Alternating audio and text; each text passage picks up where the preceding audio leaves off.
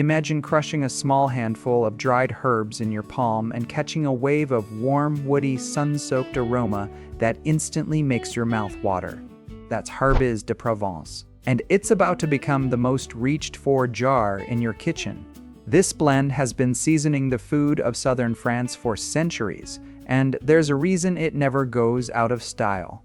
It's complex, it's fragrant, and it works on almost everything you put in the oven or on the grill. Let me walk you through exactly what's inside. Thyme leads the charge at 30%. It's earthy, a little lemony, with this warm, almost mossy depth that anchors the entire blend. It's the reason Herbes de Provence smells like a countryside kitchen the moment you open the jar. Right behind it is rosemary, at 20% piney, bold, slightly resinous. It's the ingredient that makes roasted chicken smell like an absolute dream. Then we have summer savory at 15%. Think of it as the blend's secret backbone, peppery, sharp, and a little wild. It adds a subtle heat that keeps things interesting without overpowering anything.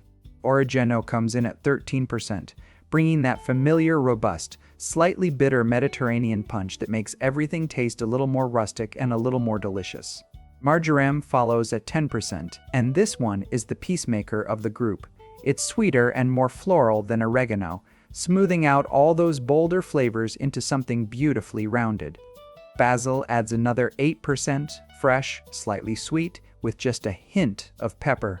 It lifts the blend and gives it a brightness that keeps it from feeling too heavy.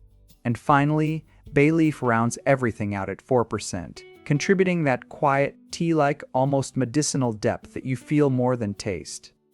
It's subtle, but without it, something would definitely feel missing. So the full lineup is thyme at 30%, rosemary at 20%, summer savory at 15%, oregano at 13%, marjoram at 10%, basil at 8%, and bay leaf at 4%. Use this on roasted chicken, lamb chops, grilled fish, roasted potatoes, and any vegetables heading into a hot oven. And if you want to match that classic commercial recipe, go ahead and add 3% lavender. Just reduce your other herbs slightly to keep the balance. It adds a beautiful floral note that makes the blend unmistakably Provençal. Now go sprinkle some on something and drop a comment telling me what you made.